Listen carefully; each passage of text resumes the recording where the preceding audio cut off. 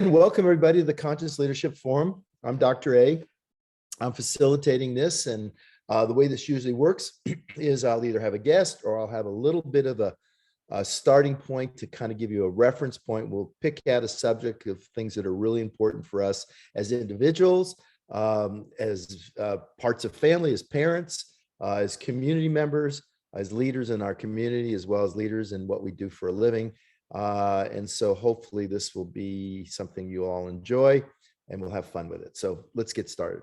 So the first thing is just to kind of go over what a forum is, to kind of set the format, because during this, one of the key things that I enjoy is the opportunity to really have you ask questions. And Rachel will be gathering those questions. So as I'm talking through, if there's something you say, wow, I'd like to know more about that, or something that's on your mind, about consciousness, about yourself, about your self-awareness, about your mind, how you think, your feelings, then we'll want you to then ask, and then if your question comes up during then, we will then address that, and I'll bring you on live and we'll have a discussion about it, which helps everybody. So make sure they're not questions that are so specific to something individually about you that wouldn't be helpful to others. So again, it's a place, a meeting, a medium where ideas and views on a particular issue can be exchanged. And this is really about the human experience, human connection, human thoughts, how we interact together, our relational health, how we think within ourselves, and how we can conduct ourselves. You know, one of the important things in life is events are happening. We've had a crazy week here, in not just in our own lives, but in the lives of the world. I think everybody's on alert right now. And how we process that, what we can actually do about it, is really important, because our mental health is so critical, and it's one of the things that's suffering so much in the world now. So this is a place where we can do that. Okay. So I want to talk today about what is our personal mind, because we all have our own thoughts, beliefs, our values, the things that are important to us, and we have all this stuff going on, and that stuff is completely invisible to everybody else. No one knows actually what you're thinking other than yourself, unless you express that. So we spend a lot of time with ourselves, and I want to spend some time on this aspect of it, which relates to consciousness, awareness, which are critical. But so I just want to review consciousness. Consciousness refers to the state of being aware of one's thoughts and feelings. Really important. The more we're self-aware, the more we can consciously influence our thoughts and feelings and respond in a resourceful way to help others. Because the world is really one big communication, isn't it? Our lives are one big communication, communicating with ourselves through the voice in our head, how we communicate with our family, how we communicate in work, how we communicate in business, how we just go out into the human experience, and how we interact is one big series of communications. So I want to kind of set the dialogue, because there's a lot of dialogue, mental dialogue, that goes on inside our heads.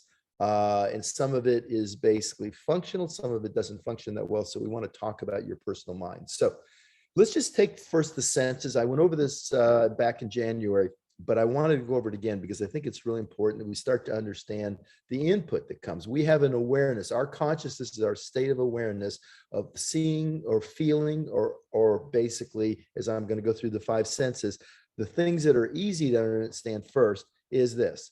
If basically we look at our sense organs, our awareness to the consciousness of the outside world. So we have our inner world, and then we have the outer world. So in terms of the outer world, if we look at a plant face, we see that. If we look at a bird chirping, we hear that. If we look at a cookies baking, we smell it. If we look at lemon or eat a lemon, we taste it. And last but not least, if we touch a hot plate, we basically touch it and we feel it. So those are the normal five senses that we have receptors, and the receptors then take that information. And as a physician, I could spend a lot of time, but it's not really relevant, and actually put that into how it goes through its process neurologically, and then goes into the areas of the brain where we actually make it aware again. Those are pretty clear. But what happens is we have a tendency for events, people, something happens in our life, and then it comes in and it creates thoughts. It creates emotions and feelings, and our ego processes it. So our personal mind is how our ego is. We're brought up as little kids, and our ego is the most important part, because we have self-interest, and it's all about in that self-interest of the things that are important to us. And as we move forward in life, then we become more important and cognizant of the things around us, and the social interjection that can occur, where we're told what to do. and then basically how we process that information. And what ends up happening, it goes into our emotions. We look at it, we look at how does this reference to ourselves, and it creates drama. 95% of the world is 95% of the time, or 98% of the time, in the drama triangle. So in the drama triangle, we project out, we look at something and, what's wrong here? Why is this happening? And we judge it, we project it, and then we make issue with that, and we label it so that our ego feels protected. The most important thing to understand, our ego wants to be in charge. Our ego wants at any time, it wants to basically modify the outside world by how we think about it, by the meaning we give to it. So it protects us against threats. 10,000 years ago, our program was everything around us could bite us, kill us, eat us. And so we were designed, the lower area in our brain, the limbic areas, basically were designed to protect us, that instantaneously, without thinking, without this area, this important area in here, it would just respond to it. So our egos are like the twin amygdalas that are in the middle part of our brain, are like these neural tripwires, and they're just looking for anything that can trigger you. Now, a lot of the things that could kill you 10 million years ago, 10,000 years ago, are not actually here anymore. I mean, like right now, a great example is what's going on in the world. The threat in Europe right now is real. It's a real threat, and it's a real threat. But how can you process that? If you think of it in terms of, oh my gosh, are we going to nuclear war?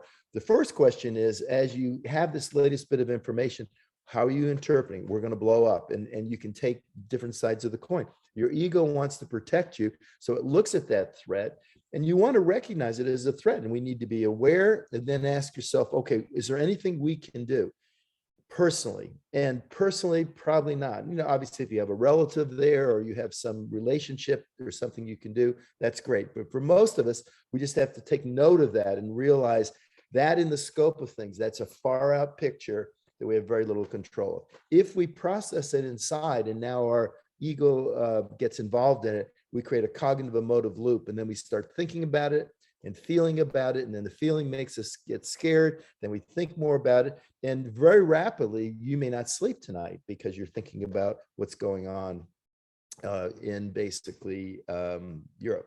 So with that, what we want to do is understand how we control that. So we have a filter of reality. As I mentioned, our ego, our personal mind, wants to filter everything. It's like it wants to create the Truman Show. It wants to create Cinderella. It wants to create a world where anything that's wrong is outside of us. And basically we try to fix that. We try to think of the world should be a certain way. And when that world is that way, we're good. But unfortunately, many times, since we have very little control over it, what ends up happening is we interpret it, and then pretty soon we're stressed out about it. So knowing that something is actually happening, what we make of it then is interpreted in a way that makes us more comfortable with the world around us. So we want to configure the world in a way that minimizes the threat to our ego. Hopefully that makes sense. So really, there's two parts of that. There's the filtered world, and there's the unfiltered world. So if we think about that, unconscious leadership, and what I mean by that can be leadership if you're part of a team, or you're building an organization, or you work for a company and you happen to be the leader, but it's also self-leadership. It's understanding that the world in an unconscious state, when we're not aware of it, we've programmed ourselves that the world should be a certain way. And there's only one way the world should show up. So we're reactive at the effect of. Second is a victim mindset happens to me. It's happening to me. The world is happening. What's going on in Europe? And I'm picking that because it is a pretty significant world event. And it's really hard to fathom that this in 2022, that one individual could have that much effect on the whole world. I mean, it's just kind of what's going on in North Korea. And this isn't a political show, but it's just that the ramifications of what can happen are spread universally. 100 years ago, we didn't have the internet, we didn't have TV. We barely had, we had electricity and telegraph, but you couldn't do too much with a tap or a double tap or Morse code. So we didn't know that much was going on. But now anything that's happening anywhere in the world is on TV. And if we use that and are looking at that and not filtering it to the reality of what actually, from the Serenity Prayer, what I have access to, what I can actually do, we can be in really trouble, because basically it could seem that the whole world is conspiring against me. So that's important to understand. And in the States, you're energized. The reason why people watch the news channels, and take your pick, it doesn't matter which one you watch, they're all sensational, and they create sensationalism because we like the buzz. It kind of makes us alive. I'm really mad about that, or I really have an opinion about that. And so what it does is it charges us, and we think that it's making us alive. And actually what it's doing, it's having horrific effects on our physiology, on our longevity, on our relationships with others. It's creating anger and all these things which are not very healthy for us. So the other part is, everybody's always pointing the finger and they want to be right. So that's the unconscious world. That's the personal mind. If we're left unabated, that's the world from 10,000 years ago that you would basically live if you weren't really going to work on this. So what we want to do basically is now create the experience of the world. So by me. The key word always is responsibility. When we're blaming things on other people, it's what they call in psychology, the locus of control is outside of us. It's somewhere else. It's not where we are. And basically we're blaming it on someone else. And as soon as we take the locus of control outside of us, we give away our power and we become powerless. We become a victim. So the first thing is saying, I'm responsible for all my actions, my thoughts, my feelings, and my behavior. I'm the one that's fully responsible for that. It's really important because events are going to happen. What's going on this week is happening. The last couple of years have been horrific with the pandemic. Those things are happening. So it's not that there's not real threats. It's not pretending that everything is Pollyanna. It's actually just understanding as these things happen, how do I respond to them versus react to them so that I determine the outcome, which can move me forward in a healthier and a higher level of well-being for myself and the people I'm associated with. So it's about taking responsibility. And also in these situations, it's about being curious. It's about saying, okay, I want to learn from what's going on. I want to learn and I want to become more.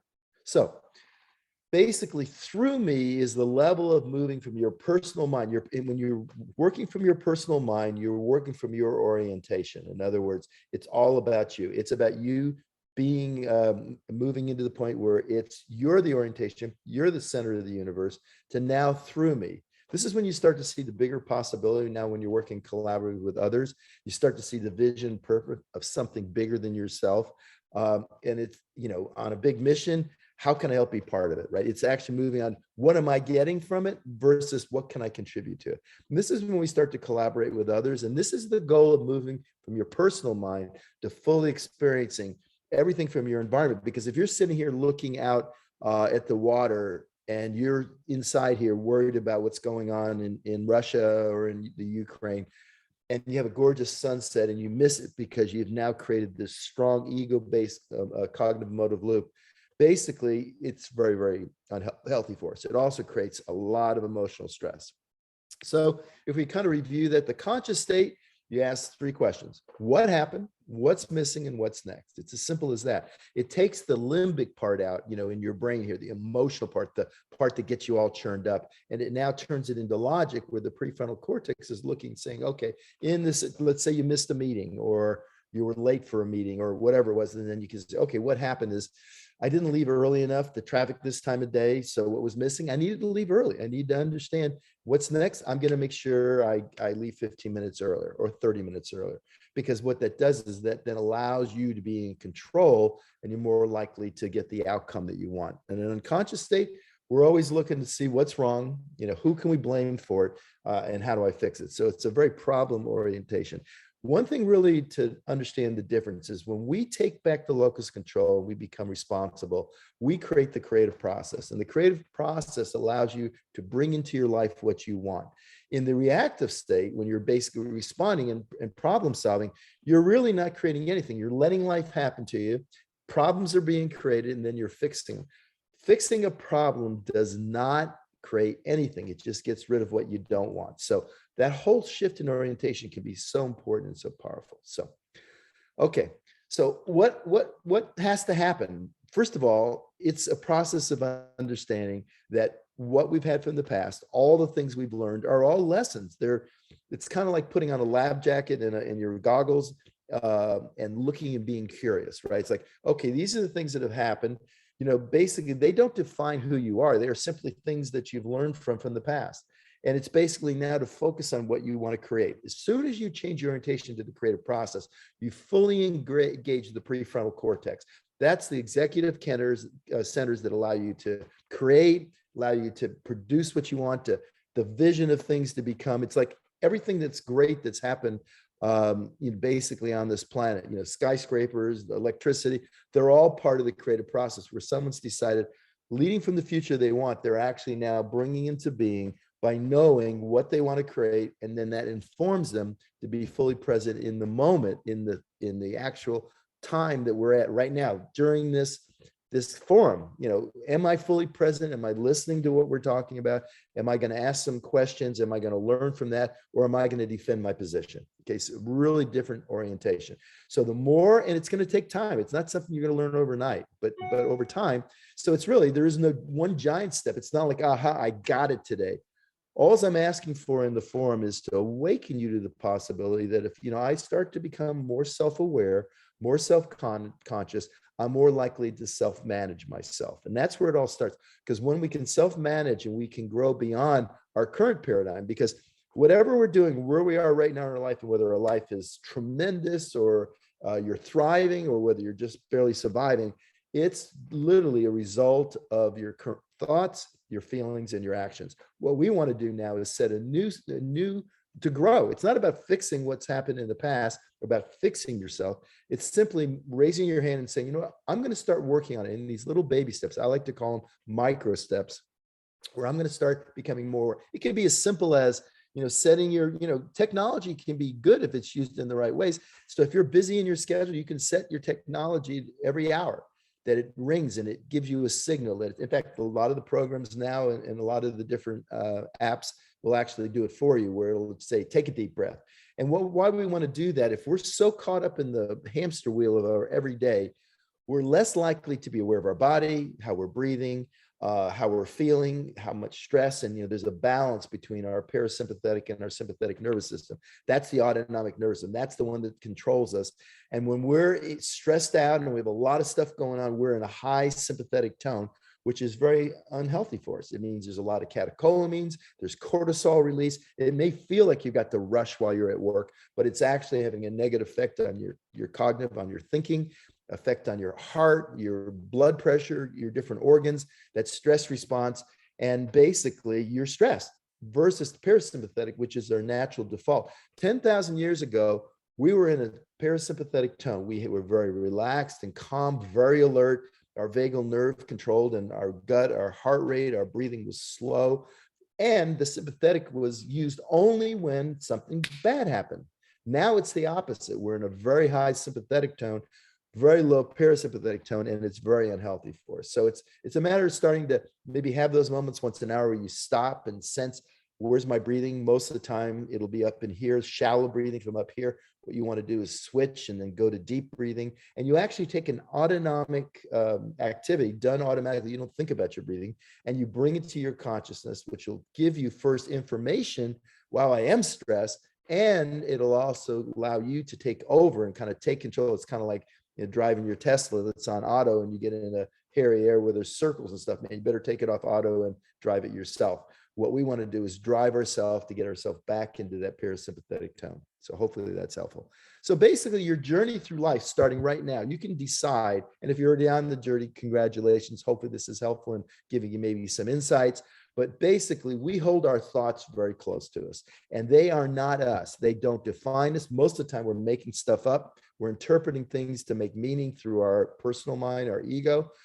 Same thing with our emotions and the form, the things outside us, they're farther away. And so what we want to do is get to the point where we understand our thoughts, emotions go in about 90 seconds, sense the emotions, be fully aware of it and let it pass. So if we're feeling anxious, and that's a little bit of from the basic emotion of fear, let's think, okay, what is it? Stop, challenge, and choose. What is it I'm feeling? Why am I feeling it? And then let it go, right? Don't start repressing those, saying, oh, I don't want to be sad. I don't want to be, and then we push it down. And it's stuck down in there. And until you release it, it's going to be there. So the key thing is to take some deep breaths and start to center yourself. So I always love to show this slide because, I was talking to someone the other day. One of my favorite things, like when I'm out lecturing and stuff, and I'll be at a hotel and I have the window open and I can hear the kids out at the pool, that sound of that childhood fun and wonder, and just that you can hear the din of laughter, and kids are playing, and it just brings a big smile on my face, because Unfortunately, we seem to think that when we grow up, we have to be serious about everything, and we lose that wonder and the spectacular part. And so that's about becoming more open and curious and bringing back the wonder of just what things are, not trying to figure it out, but just what's going on, and our perspective about being aware in the present, which is so clear. So I'm going to end with this. I like to talk about this slide because it talks about the state inside of us and then our state outside in relationship to others. As I mentioned, communication and our relationships with others is really our whole life. Unless you sail out into the ocean and do the Globe Challenge single-handedly, you're basically always interacting with other people. So the balance between those things starts with us first becoming self-aware, and then basically understanding when our relationships, curious. Why is somebody thinking, rather than saying, no, they're wrong and I'm right, what about being curious from their perspective? And it's not about agreeing with what everybody says. It's about acknowledging that you're hearing their perspective. And things like that right now, if we could have that going on, and not to get back into the world, but imagine if we could have the world leaders sit down and be curious about the perspective and figure out ways that we could make it work. So with that, I'd like to open it up for Q&A. So Rachel, we got anybody? Yes, we do. Stacy, can you unmute yourself and come on camera? Yes. Oh, it's not letting me come on video. Okay. Hang on. But we can hear you. Yeah. Oh, there you are. Okay. Hi, Dr. A.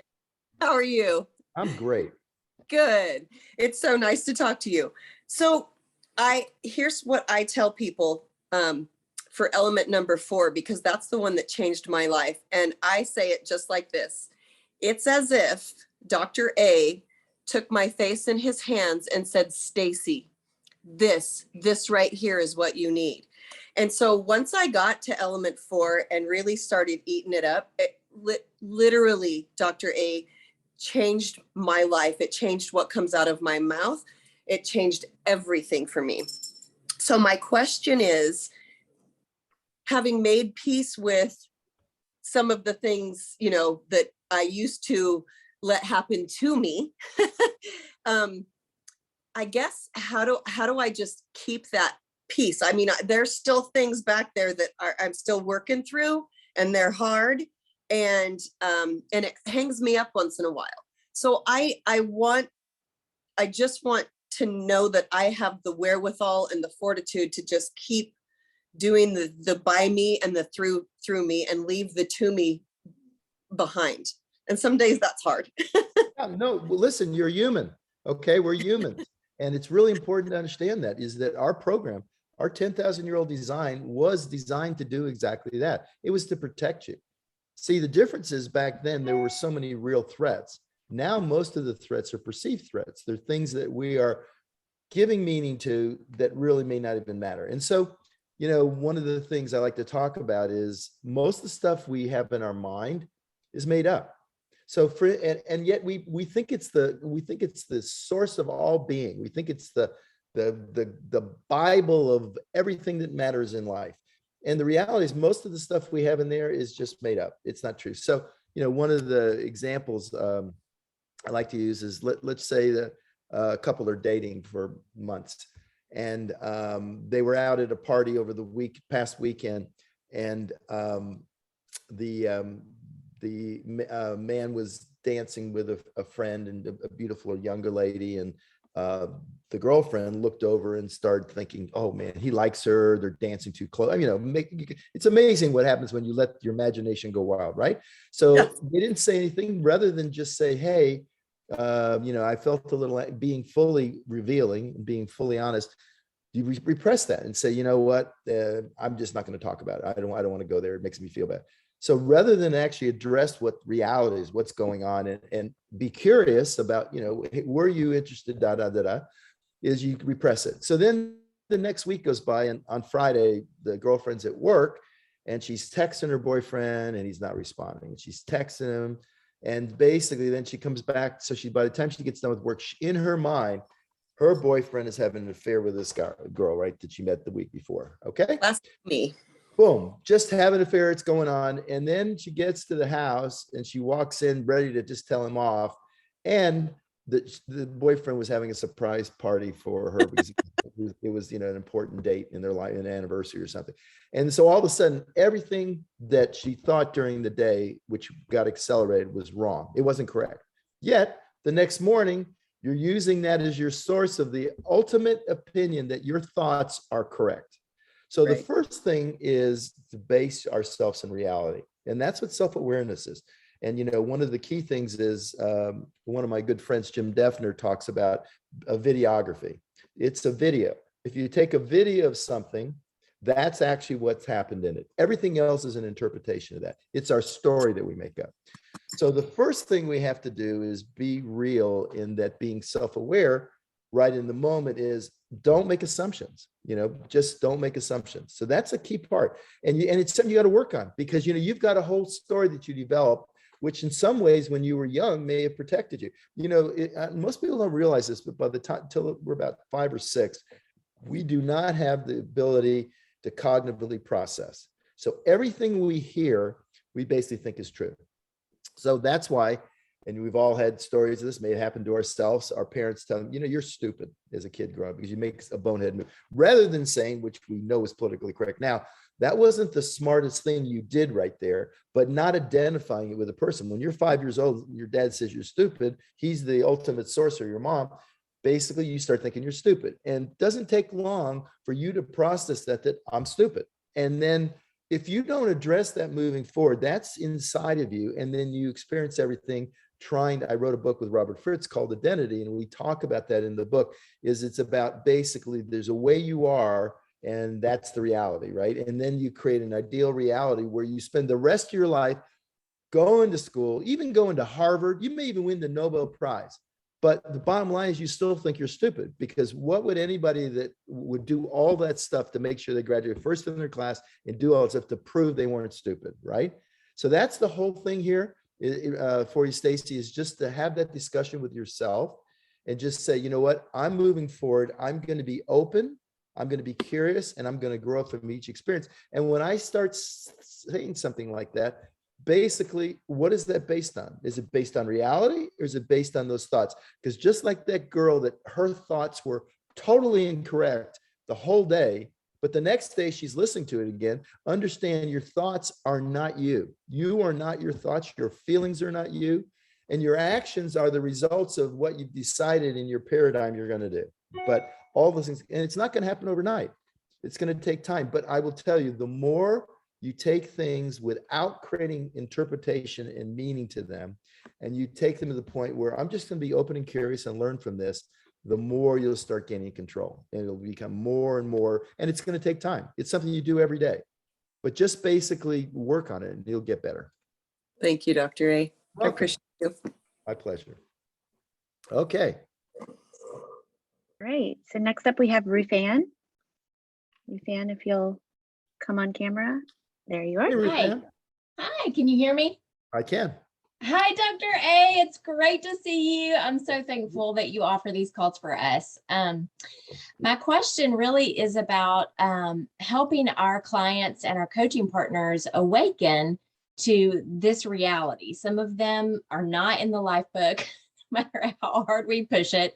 And I see them reacting to the, in that 95%. And I know they're only going to get so far on this journey if they aren't willing to wake up and take responsibility for that. So I thought maybe you could share with us some good questions that will help us guide them on that journey. Well, one thing is, just so you know, this conscious forum is for everybody. It's for your clients. It's for candidates, people that, that they don't even know anything about what our mission's about, right? I wanted to create an outreach because there's so many people that are struggling right now, with all the things going on in the world. So this is a great thing for you to bring them to. Just say, hey, listen, come on in and join us. It's, it's once a month. It's an opportunity to get your questions answered, because what happens is we all process differently. And the first thing is to awaken. We talk about how important that is. If someone's not ready yet, and by the way, as I talked about in the beginning about our personal mind, if we have a very strong personal mind that the world should be a certain way, and our ego is like a bulldog running right in the front of our thoughts, and it wants to protect us from anything new. Change takes us out of our comfort zone. Yeah. And the ego wants to put you right back. It wants to be in charge. And when you basically start getting out of your comfort zone, you start learning and growing, your ego thinks it's going to die. He thinks it's going to lose his job. So there's a powerful piece there. And until someone's ready. So the best way is ask lots of questions, be curious yourself, and basically put them in position where they want to learn more, where they see that it makes sense, and ask very reflective questions, and not, we always talk about don't sell and tell, share and care, right? So it's just about insights, and then asking questions for them to reflect on, and people will come at their own pace. What they don't want to do is be controlled. We're in the most controlling time. People want to go control what's going on in the world. They want to control COVID. They want to control, people want to wear masks. They don't want to wear masks because they want to be told.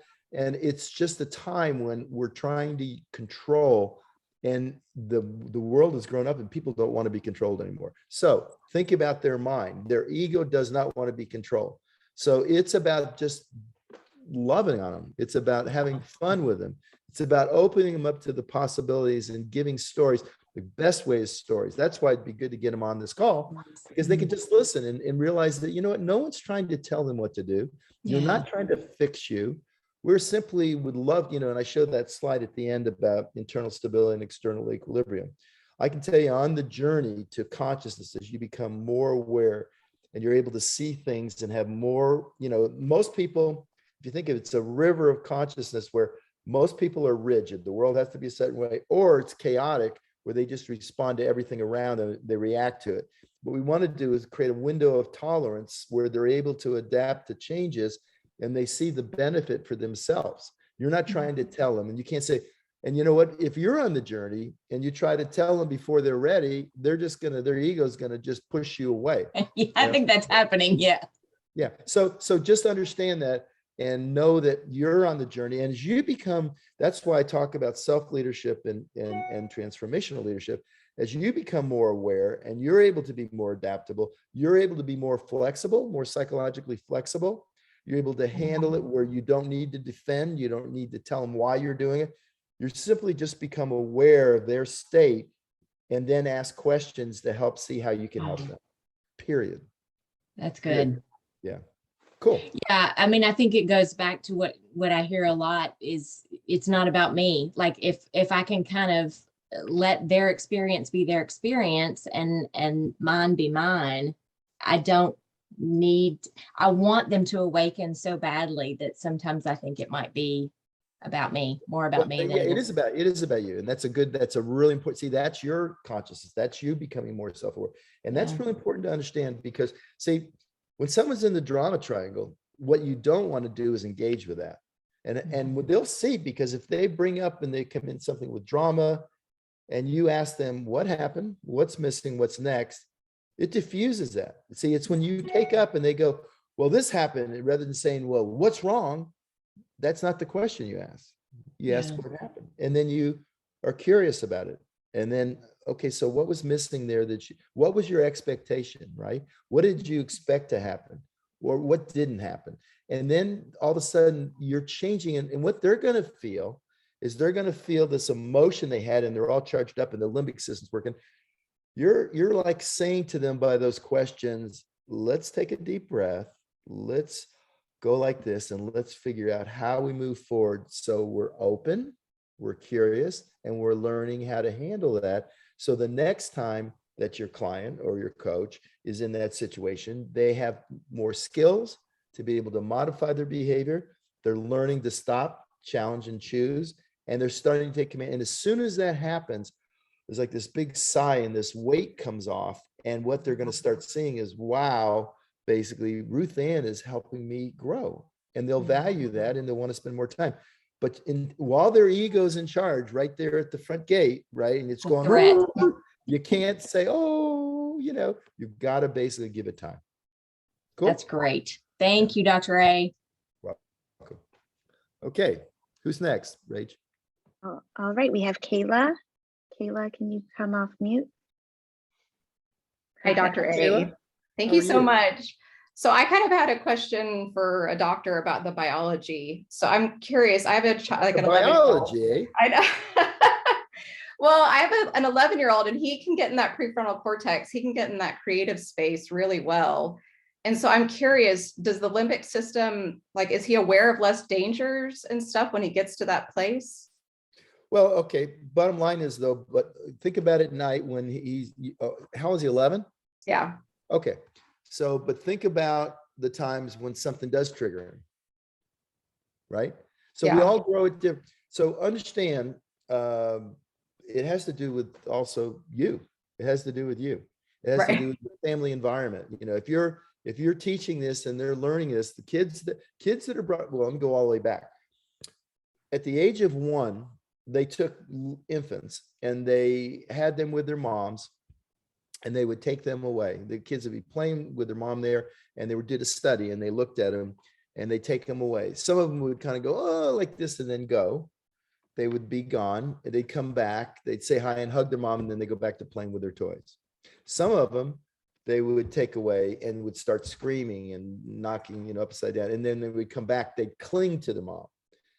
And then the third group is basically they come back and they'd stay away from their mom. And so what they found are the moms that the kid was normal were securely attached.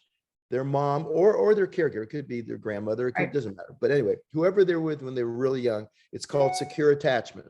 They felt comforted, they felt normal, they felt secure. And so because of that, because remember, we talked about ego versus the point where you start becoming socialized and then become your authentic self, is that transition takes time. And it's going to be different depending on what the environment is, right? Mm-hmm. So with the group that would cling on their mom when they came back, they would get ambivalent signals from them. Sometimes their mom would be loving to them, sometimes their mom wouldn't be. And so they had, and then the third group were like drug addicts and moms that just didn't pay attention and were not good to their kids. So why I'm saying that is that development that when we're born, because the size of a human brain is already pretty big in the head, is that we have our latent behaviors or things that are genetically programmed, but most of that stuff is learned, and we learn the right side of the brain, the emotional, the comforting, the social, the loving part when we're in our first year, and then we start learning the other stuff. Until the time about 5, it's most of that, and then it starts going beyond it. Now your son obviously is brought up in I'm assuming this, in a very loving family, was not enabled, but empowered, and has reached a very comfortable level of balance. But take him at night, and especially with younger kids. So as an example, at night, if you're reading, remember when you were teaching him to read, and and he's reading and he's doing pretty good, and all of a sudden he makes a mistake, right? And then he gets frustrated. And then that's when you stop. You give them a big kiss and say goodnight. Because as soon as they get frustrated, even this child that's your savant, so to speak, they stop using this, and they start using the amygdala, right? So it's all a balance in that. If a child is in a well-adjusted environment, doesn't feel threatened, has fulfilled all their self-interest, and can explore, that's wonderful. So now there are exceptions. So if you ever saw something solo, it was about the young, I thought he was like 30 years old. He climbed the Half Dome, free solo, I think it was called. And this guy actually, with just his hands in his feet, climbed Half Dome all the way up 1,000, 1,500 feet without ropes. Okay. And then a couple of places he had to actually jump over and reach it. Now, if he slipped, he was dead. So in that case, yeah, that particular person was born with probably little baby amygdalas. Okay. Because I got to tell you, the rest of us would be terrified just hearing it. I saw your face just hearing it. So yeah, I think there's exceptions where people may be a little more obtunded to the reflexes of the amygdala and threat. But I think as a whole, it really has to do with the environment they're brought up in. Now, as I showed earlier in that slide, doesn't matter. Whatever happened 30 years ago, happened 30 years ago. And this is one thing for everybody to really think of. Stop trying to give yourself a better past, right? You're here where you are. You know what you want to do.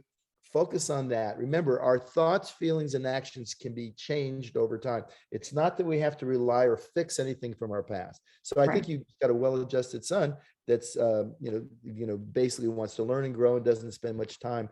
And also, and I hesitate to say this, but as we know, between the two genders, women wear their hearts on their sleeve, and they seem the limbic system is not always, and there's many exceptions, and I don't mean to stereotype, but guys sometimes are just not quite as into that, the touchy feely, just, Right.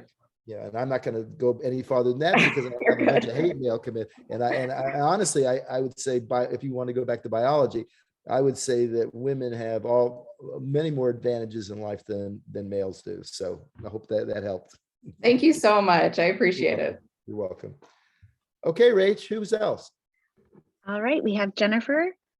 Jennifer, can you come off mute and on camera? Yes, I can.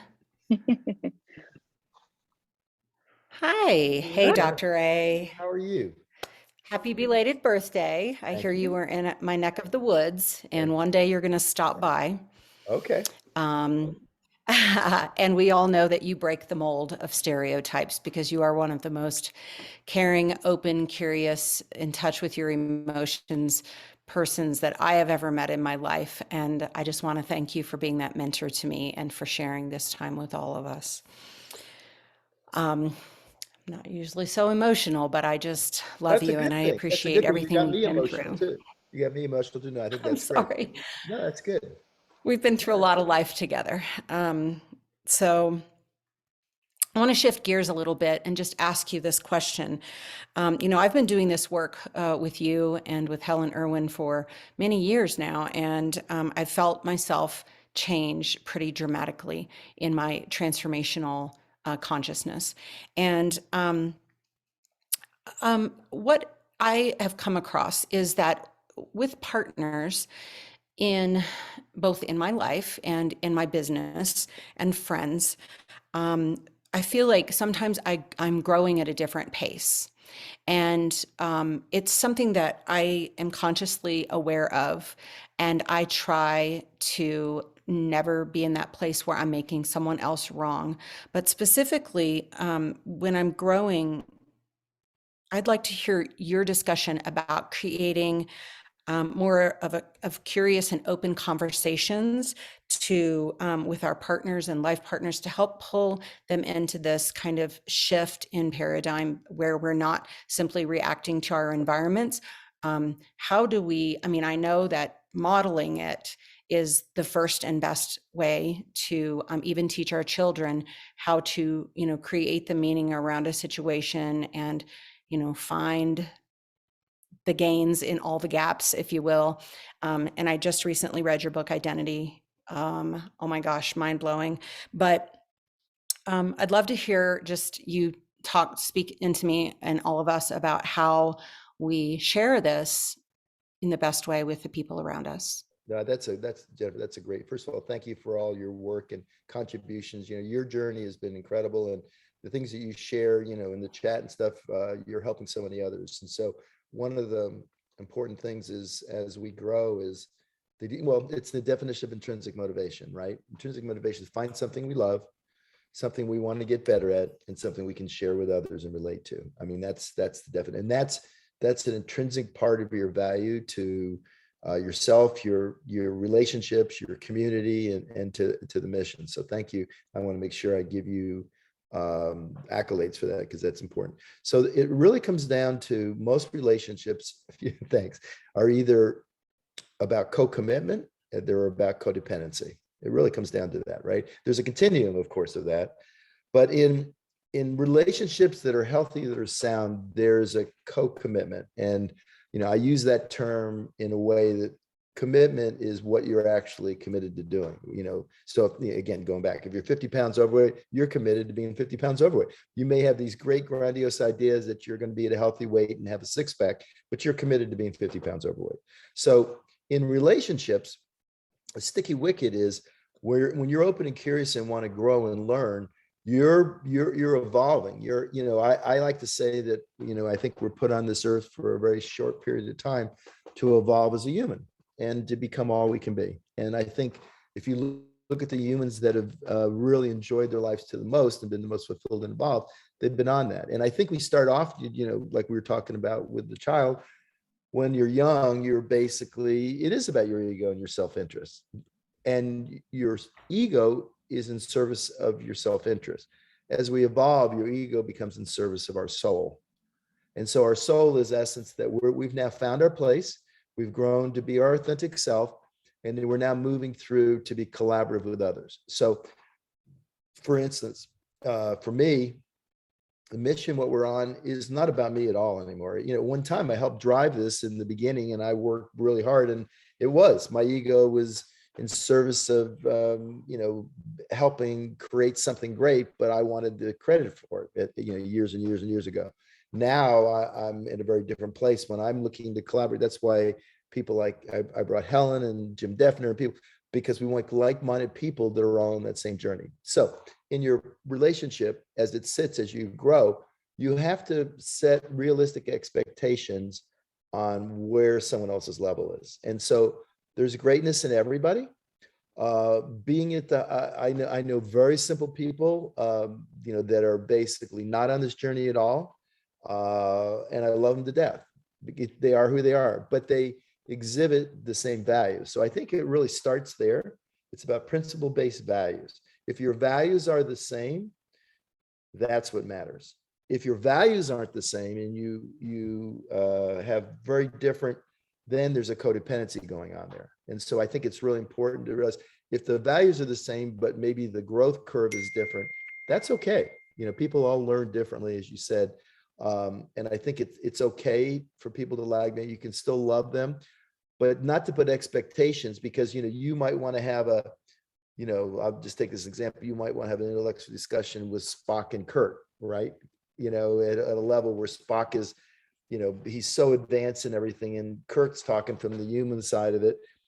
And they were great friends. And yet Spock was very intellectual, frontal cortex, and Kurt was strategic and had some of those, but it was more about the human experience. And that was the beauty of why that co-commitment was so important. And I think that's important, to not expect things that people are not interested in. If they don't value it as much, so you have a prolific and an insatiable desire to grow consciously, right? And that fires you up. They get you excited in the morning. You can't get enough of it. Well, someone else, that may not be their highest value. And it's about principle-based values. It's about what do they value the most, but they may love you to death, and you have to take it for what that is. Ideally we wiggle our nose and we'd have the perfect world, but actually, have really deep, meaningful conversations where you could sit in a room with your significant other and talk for 3 days, right? And not anything else other than that. But so our expectations have to be around our values. And I think as long as you use that to base your relationship, if it is a codependency, then look for areas where you can sever that and then create more of a co-commitment. Does that help? Oh my gosh, I love that. I just think I just had like a breakthrough because, it's funny how, one of my strengths of going through all this, I do understand myself as a leader so much more than I did before. All I could see was my weaknesses. And now I can see that I do have many strengths and that I can lead in a way that is right for me. And but when you are talking about that, recognizing what's valuable in others, I had kind of like a Yellowstone experience this past weekend. My dog cut his foot. I'm up in the mountains. I had to drive 45 minutes to find the country vet. And when I walked in, he looked like a character from Yellowstone. Okay. He had a handlebar mustache, a big belt buckle, and, I was the assistant. And, I had a really interesting conversation with him. And this guy, he lives a really simple life, but yet he knows who he is. And he is a leader in his community in his way, in his own divine, perfect Dr. Brooks, way. He's delivered babies in the community and he's the vet. Do you know what I mean? So I had that experience with him and I was like, wow, this is really cool. This is an example of someone who understands their contribution to society. And he does not, like you said, he's not desiring to, his egos, maybe there's some ego there because he knows who he is, but it was like, it's really cool. It was just one of those simplicity is golden kind of moments. And sometimes when I'm, growing with people that I partner with, I think it's really important for us to get this good gauge of listening and being curious about their motivations and their values, and learning to kind of read that and also let them know, oh, I see this in you. This is really cool how different you are than me, or you are than other people. So it just made me, when you said that, this co-commitment thing is really cool. And that right there, it's easy to find the similarities whenever you ask someone, you know, what are we co-committed? Because that's bringing us together, right? It's not pointing out our differences. And I think that that's pretty much everything. And just to kind of tie in, well, he has an ego, but his ego is in the service of his soul. See, one of the things in the Eastern, they talk about, like Eric Tolle talks about, you're getting rid of your ego totally. Well, yeah, you want to get rid of the ego that makes you the center of the universe, but you want your ego's in the service of your soul. The things that you desire and you value, you want to go after those with passion. And there are things that are not about competition. They're things that are about you becoming a higher version of yourself. And when we do that, and he's fully comfortable in his skin, he lives up in the middle of nowhere, and he's got the things that are important to him, you know, and those are all intrinsic measures. That's why intrinsic motivation is the key. When we're in touch with the things that get us up in the morning and the key areas of our life, the things that we value the most, and we go after those in the key areas of our life. See, if you don't go after one of the key areas in your life, then you're giving it to someone else. And so it's really important for us as we continue to grow, is to take all those key areas and put them in position so they're actually organized on what matters most to you at your highest level of values. That's the key to true success in life. And what I mean by success, it's not extrinsic success, how much money you have, what your position is. It's success in that you love every day of your life and you have high internal stability and external equilibrium, and you feel like you're almost in a state of flow, really. It's like what happens to the top athletes, where they just become incredible because they've let all the concepts and all the stuff go away. It's melted away. They've done the training, and now they're just fully in resonance. And that's the goal for consciousness. The goal for consciousness is to get to the point where you flow through your day. You know, someone once said to me, you know, Dr. A, you could have fun in a post office. And it's true, because bottom line is, it's in wonder. It's going back to your kids, man. It's a state of childlike wonder. But as an adult, because as a kid, unfortunately, you're told what time you got to leave the playground. You're told what time you got to get up. You're told what time you have to go to bed. As an adult, if you've now continued mastery of that wonder and that curious, but now you have full control over it. Are you kidding me? It's adult Disney World. Yeah. So That's right. Awesome. That's right. Okay, well, we have time. Thank Thanks, you. Jen. Good talking to you as always. All right, we have time for one more question. All right, we have Zena up next. You could come off mute. There you are. Well, look at that little guy. Oh, Zena, if you can unmute yourself. All right, there we go. There you go. We're having real life over here as we listen to you. See that? Hi, guys. Hi. Actually, it has to do with my question. You know, one of these things, element 4, was just really, really powerful for me as I grew through my own journey and really becoming the creator and helping others become the best version of themselves within empowerment. And as we're in this beautiful community, we have the luxury of passing this into our children. Our children are very lucky, and I know that that's a mission of your heart. So just to do this legacy, it's justice, and to really truly change the world for the next generation, because you're looking at it right here. What would be the best way to instill this mindset for them? Yeah, well, I think you're just doing it right now. I mean, I love what you're doing right now. It's just exposure and understand that, the benefits that living this life has been for you to be able to be home with your children, to give you the opportunity to spend more time with them, to understand that you're not there to just, you're their parent and want to set the guidelines so they're out of harm, but you're also treating them as a fellow human. You're giving them the opportunity to be curious and understanding what's going on. And rather than just tell them, do it because mom says, you're curious. And, what are you thinking about? And those, look at the smile on her face. I mean, it says it all. Just because we're little and we don't have the experience doesn't mean as a human, we want to be cared for. We want to be loved for. We want to be heard. We want to be involved. We want to be part of the family. And you're doing all that. So you're doing all the right things. Oh, thank you, Dr. A, She very looks like a much. mini you. She looks like a mini you. Yes, she is. Thank you so much, Dr. A. It's my pleasure. All right, guys, thanks. It was great. It was a great hour. Enjoyed it.